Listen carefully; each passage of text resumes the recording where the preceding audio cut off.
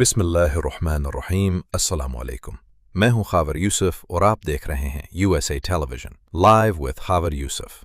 آج دنیا دو اہم سیاسی محاذوں پر ایک نئے بحران کا سامنا کر رہی ہے۔ پاکستان میں سیاسی درجہ حرارت ایک مرتبہ پھر بڑھ رہا ہے اور عمران خان مسلسل ملکی سیاست کے مرکز میں موجود ہیں۔ ان کی صحت، خصوصاً آنکھ اور بینائی سے متعلق خدشات نے خاندان، کارکنوں اور سیاسی حلقوں میں شدید تشویش پیدا کر دی ہے۔ سپریم کورٹ نے عمران خان کے مناسب طبی معائنے اور علاج کے لیے ہسپتال منتقلی کا حکم دیا، جس کے بعد انہیں سخت سیکیورٹی میں ہسپتال لے جایا گیا۔ لیکن چند گھنٹوں بعد دوبارہ جیل واپسی نے عدالتی حکم، علاج اور حکومتی فیصلے پر نئے سوالات کھڑے کر دیے۔ حکومت کا کہنا ہے کہ عمران خان کو ضروری سہولتیں فراہم کی جا رہی ہیں، جبکہ تحریک انصاف اسے طبی اور سیاسی ناانصافی قرار دیتی ہے۔ قید اور مقدمات کے باوجود عمران خان کی سیاسی حمایت ختم نہیں ہوئی۔ اب سوال یہ ہے کہ حکومت، تحریک انصاف اور ریاستی ادارے مذاکرات کی طرف بڑھیں گے یا سیاسی تصادم مزید شدت اختیار کرے گا۔ لیکن بحران صرف پاکستان تک محدود نہیں۔ خطے کا دوسرا خطرناک محاذ